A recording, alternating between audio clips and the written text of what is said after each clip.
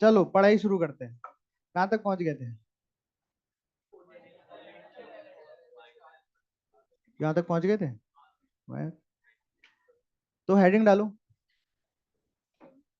Gravitational potential energy. दो potential energy इस साल पढ़ेंगे, एक अगले साल। अगले साल मतलब electrostatic potential energy. Gravitational potential energy अभी हम बहुत लिमिटेड पढ़ेंगे। एक चैप्टर आएगा थोड़े दिनों के बाद, ग्रेविटेशनल, उसमें जाके हम इसको और ज्यादा पढ़ेंगे। ठीक है, क्योंकि अभी तो हम ग्रेविटेशनल फोर्स का फॉर्मूला ही गलत ले रहे हैं। अभी हम क्या ले रहे हैं, एम जी ले रहे हैं, जबकि ये तो होता ही नहीं। होता तो असली में क्या है, GM1 M2/R। तो गलत ले रहे हैं, गलत ले रहे हैं, अप्रोक्सीमेशन ले रहे हैं। तो ये अप्रोक्सीमेशन का करना है।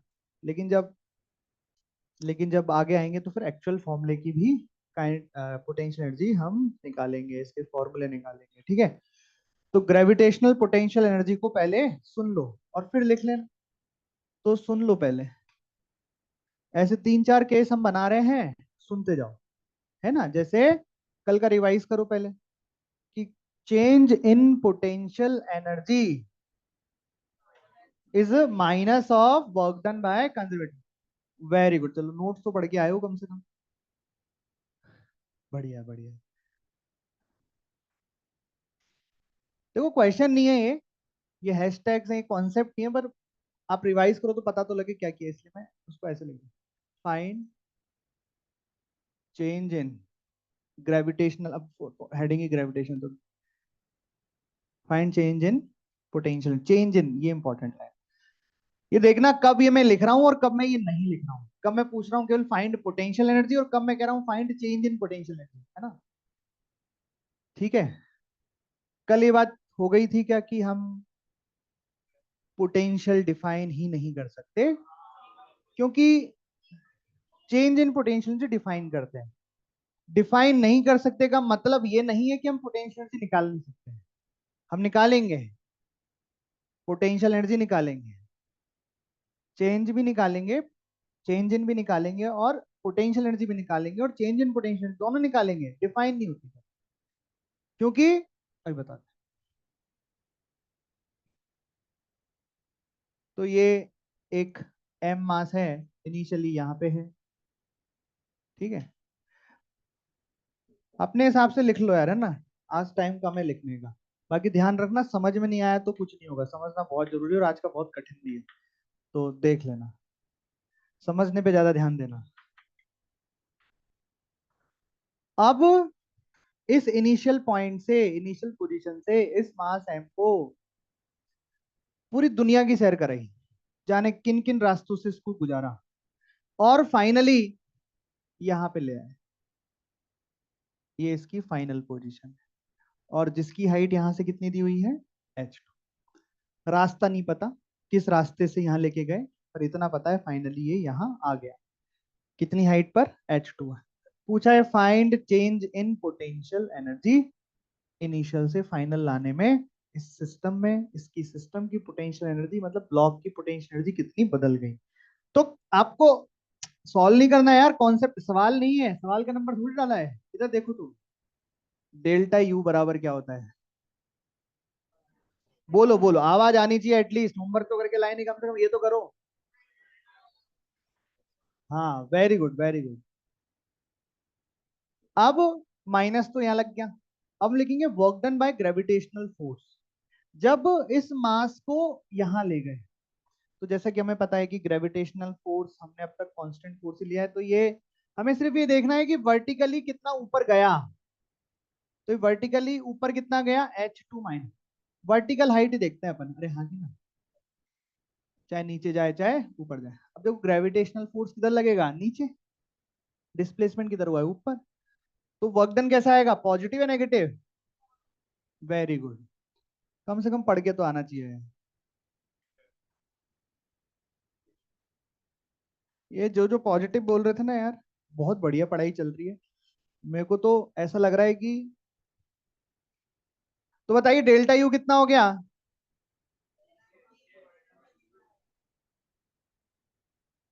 ये हो गया। डेल्टा यू को क्या लिख सकते हैं, you final minus you initial और ये लिख सकता हूं MgH2 minus MgH1।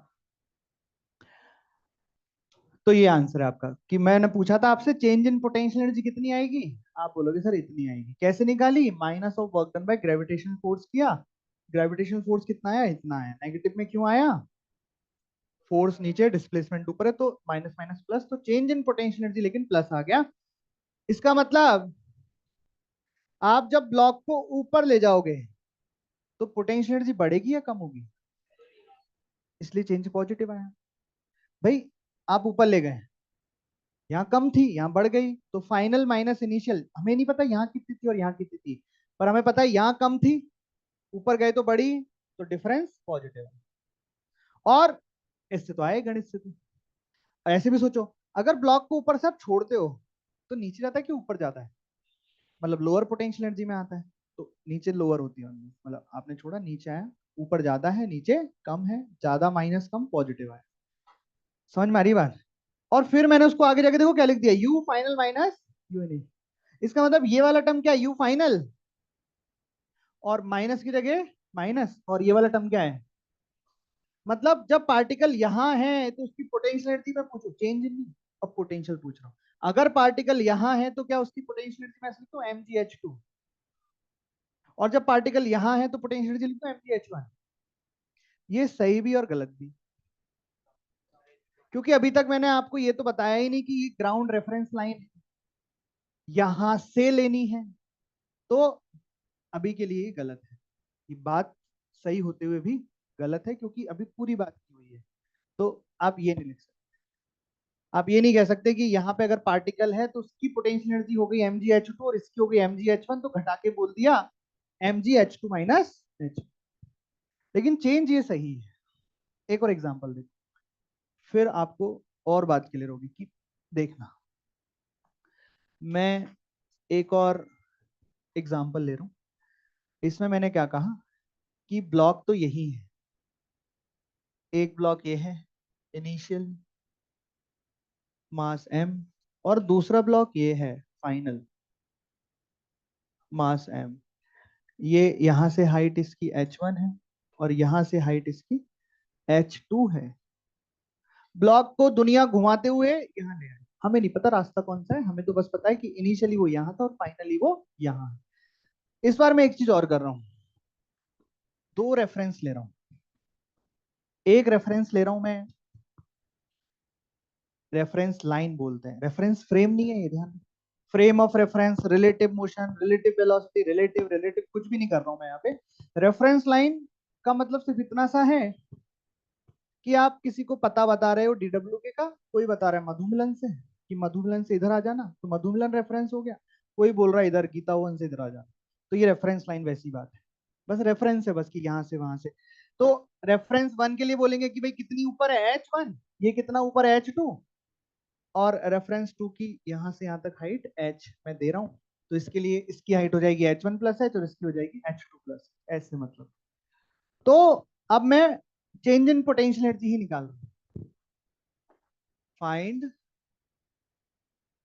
Change in potential energy. पहले मैं निकाल रहा हूं रेफरेंस वन के लिए, ठीक है, समझना। अरे समझ रहे हो क्या? तो कैसे निकालूंगा, यही करूंगा, पर अब मैं यही नहीं करूंगा, क्योंकि मुझे पता है ये करेंगे तो यही आएगा, तो ये डायरेक्ट ही आ जाएगा। देखो कैसे बोल रहा हूं मैं, ये कह रहा हूं, सुनना ध्यान से, सुन रहे हो क्या? अभी मैंने रेफरेंस बना दिया इसको, तो मैं अब ये भी लगा सकता हूँ you final minus you initial, और मैं कह सकता हूँ इसकी पोटेंशियल एनर्जी इस रेफरेंस लाइन के फ्रेम में कितनी हो जाएगी, प्लस MgH2। देखो बात वही यहाँ पे भी की थी, पर यहाँ पे मैंने कहीं बोला नहीं कि रेफरेंस है, इसलिए मैंने ये नहीं कहा कि यहाँ की पोटेंशियल एनर्जी MgH2 है, लेकिन मैं यहाँ पे रेफरेंस लाइन दे दी ना। रेफरेंस लाइन हमेशा कैसी लाइन होगी? हॉरिजॉन्टल लाइन होगी, उसका भी कारण मैं भी बताता हूँ, पर हॉरिजॉन्टल होगी। चलो बाद में लिख देंगे और एक साथ कारण भी बता देंगे ना, रह जाएगा। खैर, रेफरेंस वन के लिए इसकी पोटेंशियल एनर्जी कितनी हो गई और इसकी कितनी हो गई, प्लस में MgH1, दोनों की पोटेंशियल एनर्जी प्लस में। अरे इसको छोड़ोगे तो नीचे आएगा, इसको छोड़ोगे तो नीचे आएगा, मतलब ऊपर ज्यादा है। डिफरेंस निकालोगे तो कितना आ गया, Mg H2 - H। जादू देखना तुम, जादू है ना, इधर देखो। अब मैं दूसरे के लिए बात करता हूं। और रेफरेंस लाइन किसकी, 2 नंबर, यहाँ पे रेफरेंस लाइन क्या थी, 1 नंबर। मैं यहाँ पे डेल्टा यू निकालता हूँ, और मैं यहाँ लिखूंगा UF - U इनिशियल। अच्छा, ये कैसे लिखा Mg H2, अभी बताया ना वो, इसको देखा ना आपने, ये Mg H2 है। एम तो असली में कैसे लिखोगे, असली में आप वैसे लिखोगे वर्क डन लिख के। भाई अगर यहाँ पे पोटेंशियल लिखनी है, रेफरेंस लाइन है, रेफरेंस लाइन का मतलब होता है कि इस ब्लॉक को यहां से उठा के यहाँ ले गए। तो अगर इस ब्लॉक को यहां से उठा के यहाँ ले गए होंगे, मानो अगर ले गए होंगे, तो ग्रेविटी ने कितना वर्क डन किया होगा, -Mg H2, तो उसका प्लस, नेगेटिव नेगेटिव। अच्छा, यू फाइनल क्या लिखोगे इस रेफरेंस लाइन के लिए, इस वाले ब्लॉक का, प्लस में Mg। तो आप ये कह सकते हो कि इस ब्लॉक की पोटेंशियल एनर्जी बदल गई, बदल गई कि नहीं बदली, बताओ। इस ब्लॉक की पोटेंशियल एनर्जी पहले ये थी Mg H2, जब रेफरेंस लाइन ये थी, और जब रेफरेंस लाइन ये है, तो इस ब्लॉक की पोटेंशियल एनर्जी क्या है, अरे ठीक है क्या, और माइनस दूसरे वाले ब्लॉक की पोटेंशियल एनर्जी क्या होगी, प्लस में Mg H1 प्लस है। तो यहां गौर से देखने पर हमें दिख रहा है कि पोटेंशियल एनर्जी बदल गई, फाइनल पोजीशन पे पोटेंशियल एनर्जी अलग है यहां के कंपैरिजन में, इनिशियल अलग है, लेकिन जब डेल्टा यू निकालोगे, डिफरेंस निकालोगे, तो वापस से डिफरेंस H2 - H1 ही आया। ये क्या बात सामने आती है इससे, मैं कह रहा हूं, बोले सर आपने वो तो यहाँ पे H पे ले लिया था इसलिए वो कट गए। मैं ये कह रहा हूं आप अपने घर पे ले लो रेफरेंस लाइन, सवाल यहीं लिखने दो, ब्लॉक यहीं पे रहने दो, रेफरेंस लाइन पीछे वाली बेंच को मान लो, ऐसे टेढ़ी में मान लो, मान ली, और फिर ये लिखो, क्या पोटेंशियल एनर्जी यही आएंगी क्या, ये भी बदल जाएगी, ये भी बदल जाएगी, पोटेंशियल एनर्जी दोनों पोजीशन पे अलग आएगी, कुछ और आएगी, लेकिन क्या सेम रहेगा, चेंज इन पोटेंशियल एनर्जी फिर भी यही आएगी, अगर इनकी पोजीशन यही है तो। समझ में आ रही है बात। तो क्या नहीं बदलता है, चेंज इन, क्या बदल जाता है, क्योंकि हमने क्या डिफाइन किया चेंज इन पोटेंशियल एनर्जी को, minus of work done by the conservative force. तो अगर पोजीशन ये और ये है, तो ग्रेविटेशन फोर्स का वर्क डन नहीं बदल सकता। समझ में आ रही बात। चेंज इन पोटेंशियल एनर्जी की डेफिनेशन क्या है, minus of work done by the conservative. तो अगर ब्लॉक को यहां से यहां ले जा रहे हो आप, तो क्या वर्क डन बदल जाएगा कि नहीं, वर्क डन तो वही आएगा, ये जो किया था आपने वर्क डन तो यही आएगा। तो डेल्टा यू नहीं बदल सकता, लेकिन जैसे कि हमने आपको बताया पोटेंशियल एनर्जी डिफाइन ही नहीं है, उसके लिए आपको कहीं रेफरेंस मानना पड़ेगा, तो आप कहीं भी रेफरेंस मान लो, रेफरेंस मान लोगे तो इनकी पोटेंशियल एनर्जी बदल जाएगी, पर चेंज तो बदल ही नहीं सकता, क्योंकि चेंज पोटेंशियल की डेफिनेशन तो ये कौन है ये, कुछ समझ में आया, एक सेकंड को दिखना ही बंद हो गया।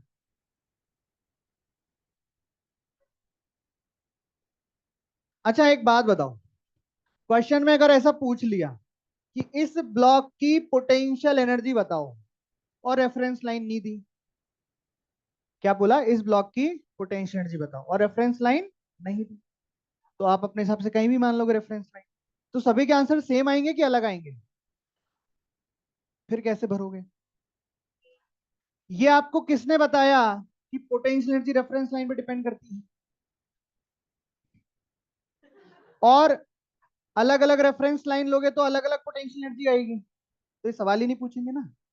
ये बात तो हमें पता ही है ना, जब हम आपको बता रहे तो हमें नहीं पता है, तो क्यों पूछेंगे ये सवाल, क्या पूछेंगे, बस। तो बोले फिर रेफरेंस लाइन का मतलब क्या है, वो अभी आएगा, वो बताएंगे ना क्यों क्यों बता रहे हैं ऐसा, जब आपको ऐसा। तो पहले तो ये लिखो, फटाक से लिख लिया होगा, फिर ये लिखूं, और इसके बाद नोट डालो, नोट। 3 नोट डालेंगे तो बनाओ जल्दी जल्दी।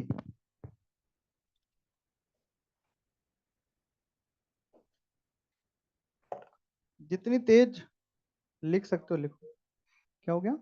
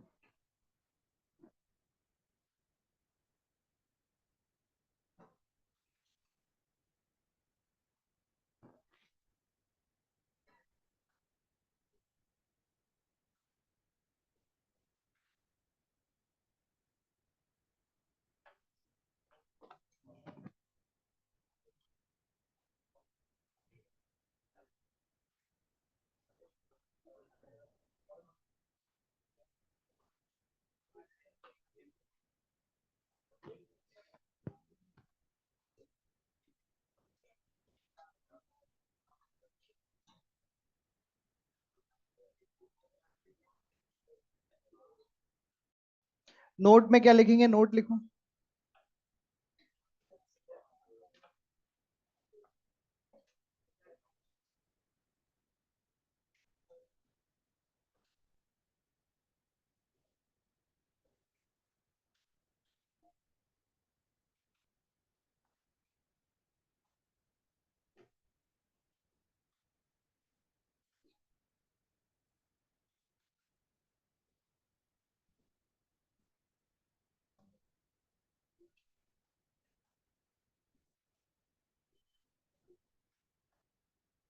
नोट 1 क्या है?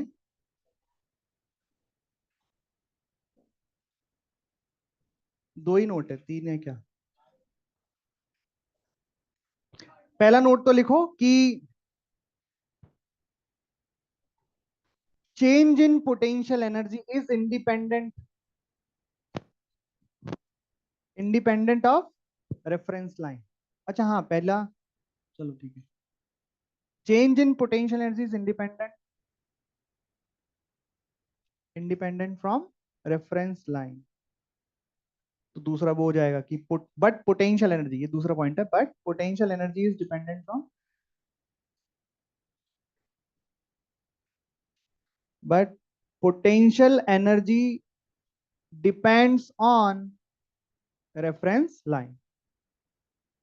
Potential energy depends on reference line. और तीसरा पॉइंट रेफरेंस लाइन के लिए, कि जो ग्रेविटेशनल पोटेंशियल एनर्जी होती है ना, इसमें रेफरेंस लाइन हमेशा हॉरिजॉन्टल लाइन ही होगी। अच्छा, एक कारण है, इसका कारण बताने बोला था ना। बताओ, हॉरिजॉन्टल लाइन ही क्यों है रेफरेंस लाइन?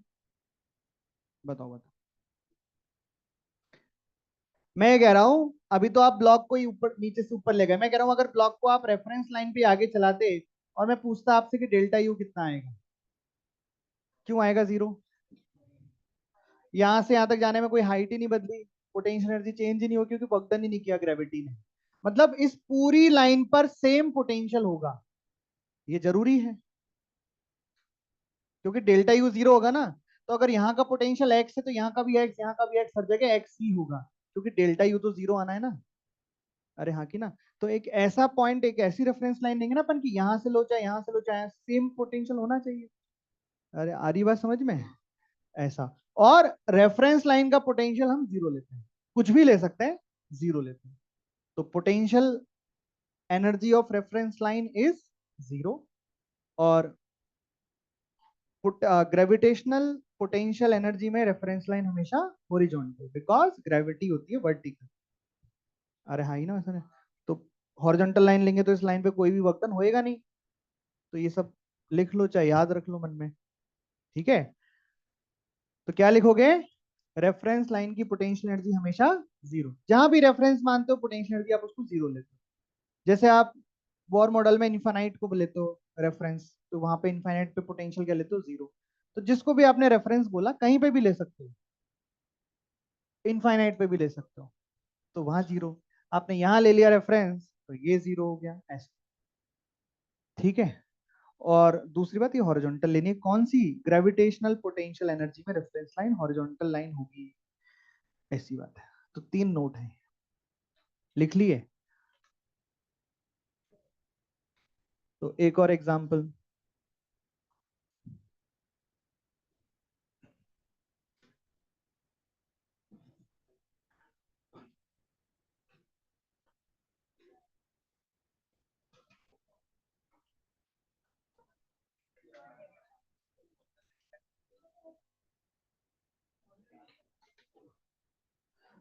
अगर मैंने पोटेंशियल एनर्जी पूछी है, इसका मतलब मैं रेफरेंस लाइन आपको दूंगा, देनी ही पड़ेगी। बिना रेफरेंस लाइन दिए तो आप अलग अलग पोटेंशियल एनर्जी लिख दोगे हर ब्लॉक। ठीक है। Find potential energy of the blocks, ये भी कॉन्सेप्ट ही है, तो इसलिए हैश क्वेश्चन नहीं, एग्जांपल्स ही हैं। अलग अलग एग्जांपल्स हम समझने की कोशिश कर रहे हैं। जैसे मास एम ले दिया मान लो, और हाइट h1 ले दी, ये ब्लॉक ए है कोई। ये h2 पे दूसरा ब्लॉक ले दिया कोई 2m, बी ब्लॉक है ना, ये हाइट। कोई ऐसा ले दिया कोई सी ब्लॉक 4m का, ये ऐसे h3 हाइट पे जो थीटा एंगल। तो बताइए, ए की, बी की, सी की पोटेंशियल एनर्जी, अगर ये रेफरेंस लाइन है तो, अगर ये रेफरेंस लाइन है तो इसकी इसकी इसकी पोटेंशियल एनर्जी आपको लिखनी है, तो कैसे लिखोगे? तो रेफरेंस लाइन का मतलब क्या हो गया? पोटेंशियल एनर्जी बराबर जीरो, ये होता है रेफरेंस लाइन। अब जीरो से अगर ऊपर जाओगे तो पोटेंशियल एनर्जी बढ़ानी है, अरे हाँ की ना। और नीचे जाओगे तो घटानी है। क्यों घटानी है भाई? आपने रेफरेंस मान लो यहां मान लिया, आप मार्कर को ऊपर ले गए, छोड़ेंगे तो किधर जाएगा? मतलब स्टेबल हो रहा है, तो पोटेंशियल एनर्जी कम होनी चाहिए। और मैं बोल रहा हूँ यहां से छोड़ दिया, यहां से छोड़ दिया, तब ऊपर जाएगा क्या? और नीचे जाएगा। मतलब अगर यहाँ जीरो था, यहां से घट के यहाँ जीरो हुआ, तो यहाँ से जीरो से भी कम होना चाहिए। तो जीरो से कम कितना होना चाहिए? नेगेटिव में होना चाहिए। तो रेफरेंस लाइन से जब ऊपर जाएंगे तो पॉजिटिव आएंगे। ग्रेविटेशनल पोटेंशियल एनर्जी की बात कर रहा हूँ, हमेशा नहीं, ग्रेविटेशन की बात कर रहा हूँ। ठीक है। आप छोड़ो ना, यहाँ से मार्कर नीचे आया, कम हो रही है। यहाँ से छोड़ो और नीचे जा रहा है मार्कर, तो मतलब कम होते जा रही है। और रेफरेंस का मतलब जीरो हो गया। तो यहाँ पे पॉजिटिव, यहाँ से नीचे आया कम हुई तो जीरो, जीरो से भी कम हुई तो नेगेटिव। तो पोटेंशियल एनर्जी कम होते जा रही है, होते जा रही है, जीरो बीच में पड़ गया। ठीक है, पड़ जाने दो, उसके नीचे नेगेटिव हो जाएगी। वही रेफरेंस आप फ्लोर में सेट कर देते तो यहाँ से यहाँ तक कम होती तो जीरो होती फ्लोर तक, और उसके नीचे नेगेटिव हो जाती। समझ में आ रही है क्या बात? तो बताइए, पोटेंशियल एनर्जी ए पर क्या आएगी?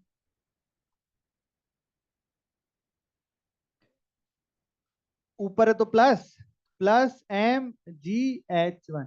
ये मैंने पोटेंशियल एनर्जी लिखी, चेंज वेंज नहीं लिखा है। पोटेंशियल एनर्जी बी पर क्या लिखोगे? मास कितना है इसका? 2m। और सी पर क्या लिखोगे? ऊपर है तो प्लस आएगा, मास 4m है, क्योंकि हमें हाइट से मतलब है, टेढ़े में से मतलब ना, हाइट कितना ऊपर है, वो वर्टिकल हाइट देखनी है भाई साहब। ये पोटेंशियल एनर्जी हो गई तीनों ब्लॉकों की, अलग अलग ब्लॉक्स हैं ये। समझ में आई बात? ऐसे ये होती है ग्रेविटेशनल पोटेंशियल एनर्जी। समझ गए? फिर लिखो potential energy of spring.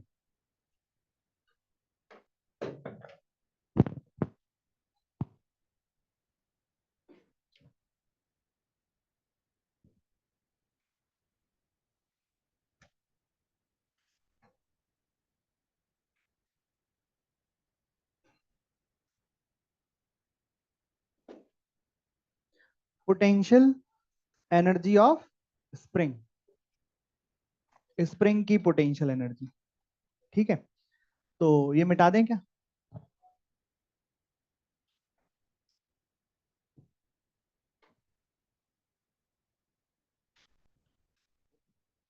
Potential energy of spring.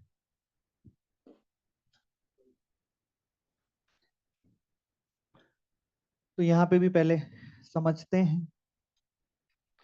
तो आपने एक बात गौर की, जब मैंने सबसे पहले पोटेंशियल निकाला था, पोटेंशियल एनर्जी में चेंज निकाला था, तो मैंने डेफिनेशन यूज किया minus of work done by the gravitation force, लेकिन उसके बाद में फिर हमने रिजल्ट सेट कर लिया ऐसे, ऊपर है तो प्लस में, नीचे तो माइनस, खत्म। ठीक है, अब हम वापस से वैसे नहीं निकालेंगे minus of work done by, वो तो डेफिनेशन है, उससे तो आप कभी भी निकाल लो, सही आएगा। पर उससे क्या निकलता है? पोटेंशियल एनर्जी नहीं, चेंज इन पोटेंशियल। ठीक है क्या? जैसे आपने इस ब्लॉक के लिए यहां निकाली ना, इसका मतलब है इस ब्लॉक को रेफरेंस लाइन से लेके आए। हमेशा किसी भी चीज की अगर पोटेंशियल एनर्जी निकालनी है तो कहीं ना कहीं रेफरेंस लेना पड़ेगा। और अगर ब्लॉक यहाँ पे है, इसका मतलब कहाँ से लेके आए हैं इसको? रेफरेंस से। रेफरेंस में क्या थी? जीरो। और वहां से यहाँ तक लाने में कितना काम करना पड़ा, वही इसकी पोटेंशियल एनर्जी थी। काम करना पड़ा का negative, work done by the gravitation force, यहाँ से लेके यहाँ तक, और उसका नेगेटिव साइन आपकी देख लो यही आ जाएगी। और आएगी क्या? नहीं आई?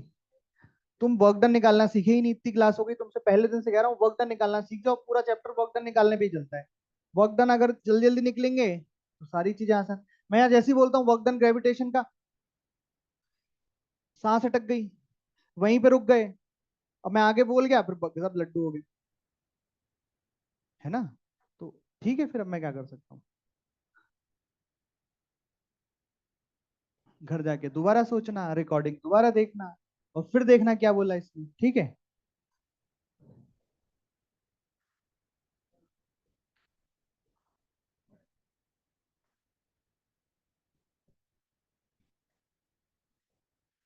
ये नेचुरल लेंथ है के,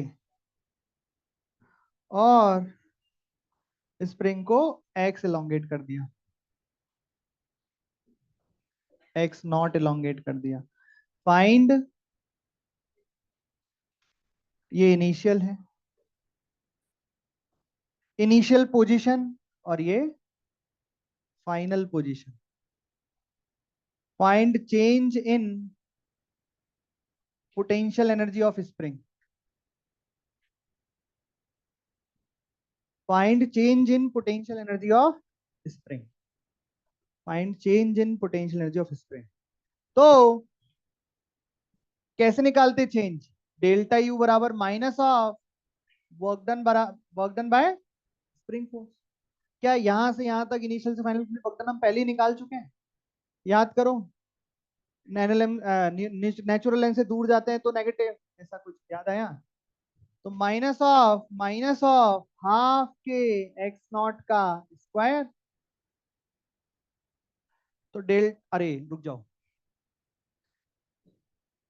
तुमने वो हेडिंग डाली होगी, पोटेंशियल एनर्जी ऑफ स्प्रिंग, तो पहले समझ तो लो फिर इसको कर लेंगे। तो पोटेंशियल एनर्जी ऑफ स्प्रिंग का क्या मतलब है ना? जैसे एक स्प्रिंग से ब्लॉक बंधा हुआ है, लगा हुआ है एक स्प्रिंग दीवार से, जैसे डायग्राम बनाई दी अब तो, अरे लगा है यहाँ पे ब्लॉक, अरे बोलो। अब अगर मैंने ब्लॉक को खींचा, खींच लिया, और अगर मैं छोड़ दूंगा तो किधर जाएगा? इधर। ये बात हमें पता है कि अगर वो अपने आप इधर जा रहा है, इसका मतलब अभी वो हायर पोटेंशियल पे था और वो लोअर पोटेंशियल की तरफ जा रहा है। सही बात है क्या? अच्छा, अगर वो नेचुरल लेंथ पे पड़ा है तब भी कहीं जाता है क्या? तब तो यहीं पड़ा रहता है, मतलब यहाँ उसकी पोटेंशियल जीरो हो गई, मतलब खत्म, जीरो। जीरो क्यों बोल रहा हूँ सुनना, क्योंकि जब मैंने इधर खींचा तब भी बढ़ी, छोड़ा तो यहाँ पहुंचा, और अगर मैं दबाऊंगा तब मैं छोड़ूंगा तब भी यहीं आ जाएगा, मतलब इधर भी पॉजिटिव। मतलब चाहे स्प्रिंग में लॉन्गेशन रहे चाहे कंप्रेशन रहे, उसकी पोटेंशियल एनर्जी ज्यादा ही रहती है। किससे? जीरो से, क्योंकि नेचुरल लेंथ पे क्या हो गया? जीरो। नेचुरल लेंथ पे potential energy of the spring क्या लिखेंगे अपन? जीरो। जब स्प्रिंग में ना तो इलोंगेशन है ना ही कंप्रेशन है, तो potential energy of the spring क्या हो जाएगी? जीरो। इलोंगेशन आया तो भी बढ़ जाएगी, कंप्रेशन आया तो भी बढ़ जाएगी। स्प्रिंग में चाहे एलोंगेशन रहे चाहे कंप्रेशन रहे, स्प्रिंग की पोटेंशियल एनर्जी पॉजिटिव रहे। समझ में आई बात? एलोंगेशन नेगेटिव जीरो, इधर भी पॉजिटिव, खींचेंगे तब भी तो, दबाएंगे तब भी तो, है ना? मैं पोटेंशियल एनर्जी की बात कर, ठीक है। तो आपको सबसे पहले तो यहाँ इसके ऊपर फाइंड द चेंज फलाना ढमकाना के ऊपर एक लाइन लिख लेना बस, कि क्या लिखोगे, कि रेफरेंस पॉइंट वाली बात लिख सकते हैं अपन, कि स्प्रिंग के लिए रेफरेंस पॉइंट अपन क्या मानेंगे, नेचुरल लेंथ। तो ये लिख लो आपकी, when spring is at its natural length, ऊपर लिख लेना यहाँ पे, इस क्वेश्चन से ऊपर, या वैसे तो कहीं भी लिख लो, कोई वैसी बात नहीं है, potential energy of the spring के अंदर कहीं भी लिख लो, लेकिन अगर जगह बचे तो ये जो लिख रखा है अपने हैशटैग इससे ऊपर लिख लेना, नहीं तो कहीं भी लिख लो, आपकी इच्छा है। ठीक, क्या लिखना है, when spring is at its natural length, then potential energy of the spring is zero. Then potential energy of the spring is zero.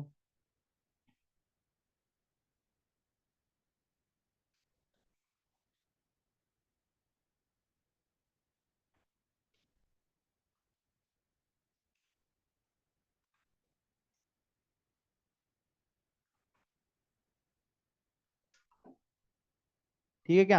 अब ये लिख लो, find change in potential energy, initial से फाइनल आने में पोटेंशियल में कितना change हुआ। तो मुझे जरा बताओ, पोटेंशियल एनर्जी में चेंज जो होगा वो पॉजिटिव आना चाहिए कि नेगेटिव? क्योंकि ये इनिशियल है, इनिशियल पे तो जीरो हो गई, हमने खींचा तो बढ़ेगी ही, तो फाइनल माइनस इनिशियल पॉजिटिव आएगा। देखो कैसे, ये आई गया, माइनस माइनस प्लस हो गया, हाफ के एक्स नॉट का स्क्वायर। इसको यहाँ पे आप ऐसे लिख सकते हो, क्योंकि मैंने ऑलरेडी रेफरेंस डिसाइड कर दिया, इसका बता दिया आपको कहाँ पे, तो ये आप ऐसे लिख सकते हो। तो यू फाइनल की तो पोटेंशियल एनर्जी कितनी होगी, हाफ की एक्स नॉट का स्क्वायर, क्योंकि आपने इतना खींचा, माइनस इनिशियल, इनिशियल का है नेचुरल लेंथ पे, तो कितनी होगी, जीरो।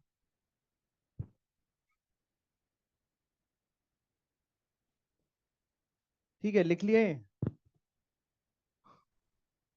ज्यादा बड़ा डायग्राम बना दिया।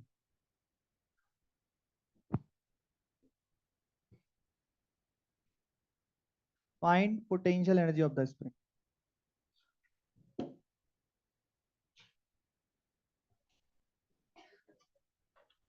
फर्स्ट, अगर स्प्रिंग को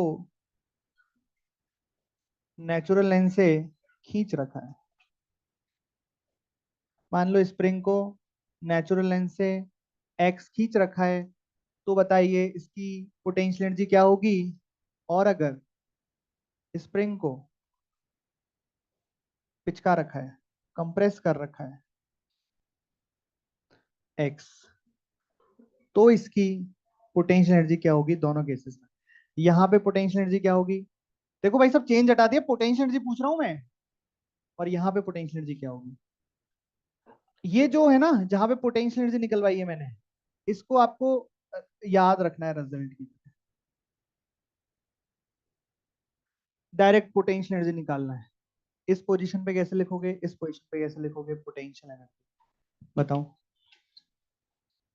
देखो, रेफरेंस कहाँ है, उससे अगर आपने एक्स खींचा तो बढ़ेगी, तो आएगा तो प्लस में, इस पॉइंट पर देखो पोटेंशियल एनर्जी पोजीशन पे डिफाइन है, जबकि चेंज अगर निकालोगे तो ऑब्वियसली इनिशियल से फाइनल के बीच में कितना चेंज हो उस पर डिफाइन होगा।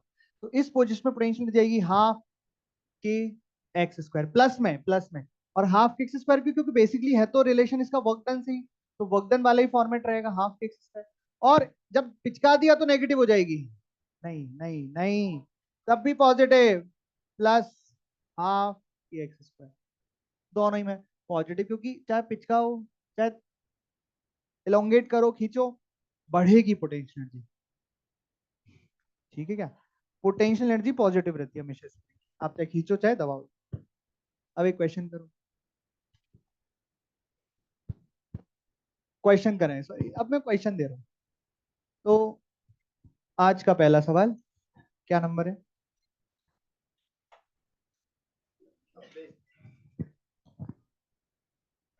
Find change in potential energy of spring. ये सेकंड था, है ना। ये फर्स्ट, ये सेकंड, दो केस थे। एक खींचने वाला, एक कंप्रेस करने वाला। दोनों ही केस में potential energy of the spring इस मोमेंट पे क्या आई? प्लस हाफ के एक्स स्क्वायर। ठीक है। अब मैं इसको मिटा रहा हूं।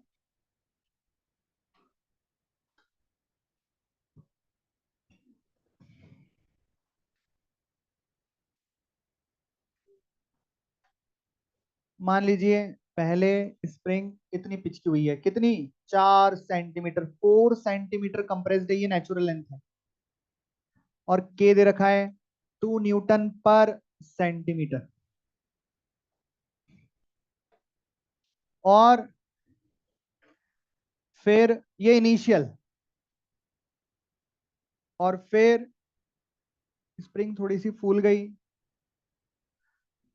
पर अभी भी कंप्रेस्ड है 2 सेंटीमीटर, ये नेचुरल लेंथ है। ये फाइनल हो गई। और के तो वही है। Find change in potential energy. Find change in potential energy. अच्छा, कौन कौन बिना कुछ करे, बिना सॉल्व करे ये बताएगा कि चेंज इन पोटेंशियल एनर्जी इस केस में इनिशियल फाइनल नेगेटिव आएगा या पॉजिटिव आएगा? बिना सॉल्व करे बताओ। क्यों क्यों? क्योंकि हमेशा ही पॉजिटिव होता है। चेंज तो नेगेटिव हो सकता है। अबे मैं कह रहा हूं कोई नंबर हमेशा पॉजिटिव है, क्या उनका सब्ट्रैक्शन नेगेटिव नहीं हो सकता? अबे 2 - 4 - 2 नहीं हो सकता? अरे हाँ कि ना? मुझे बताओ कि यहाँ पे डेल्टा यू पॉजिटिव आएगा या नेगेटिव आएगा? बताओ क्यों?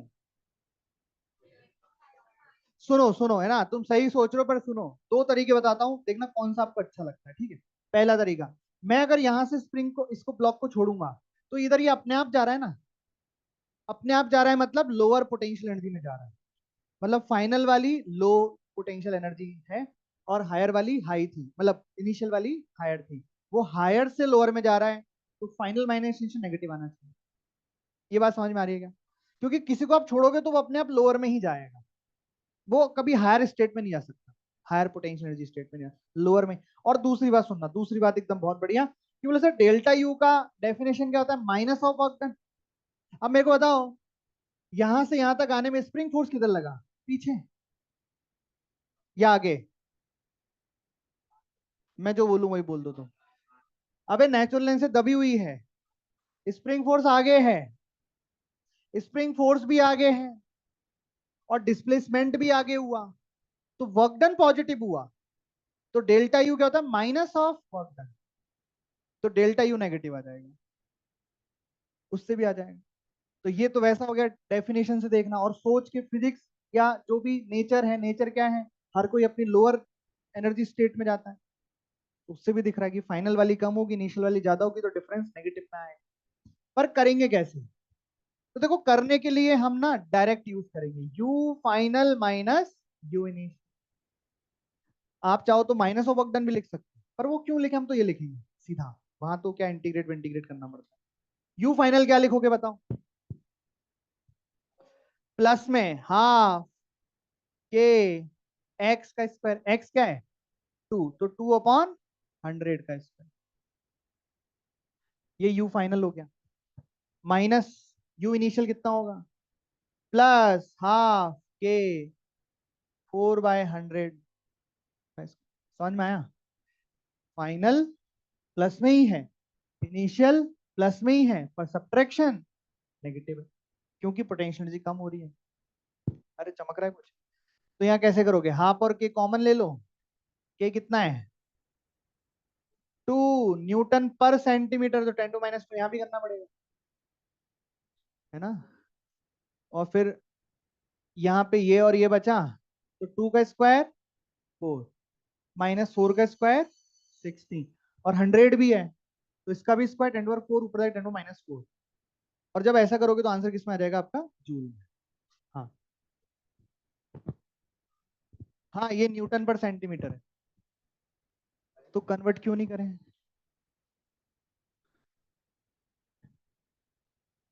नहीं, मेरे को ये समझ में नहीं आया कि कन्वर्ट क्यों ना करें। क्या? क्या नेगेटिव में दिया हुआ है? अरे ये होता है ना हाफ के एक्स स्क्वायर, आप बोल रहे हो हाफ की तो कोई यूनिट होती नहीं है, के की यूनिट हो जाएगी न्यूटन पर सेंटीमीटर, और ये हो जाएगा सेंटीमीटर स्क्वायर, तो ये बन जाएगा न्यूटन इंटू सेंटीमीटर। तो ये जूल होता है कि newton into centimetre, newton into metre joule होता है ना, तो जूल में कब आएगा, जब मीटर में कन्वर्ट करोगे तो ही आएगा ना।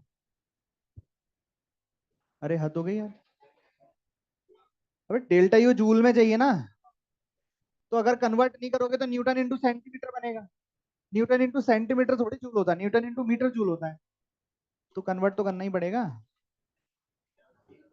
अरे माइनस तो लिखा नहीं यहाँ पे, या आ जाएगा, अच्छा ये रहा ना माइनस, 4 - 16, तो कितना आ गए, 2 से 2 गया, ये उससे गया, -12 जूल। तो ये हो गई आपकी potential energy of the spring. अब the most important law, mechanical energy conservation, law of mechanical energy conservation कल पढ़ेंगे।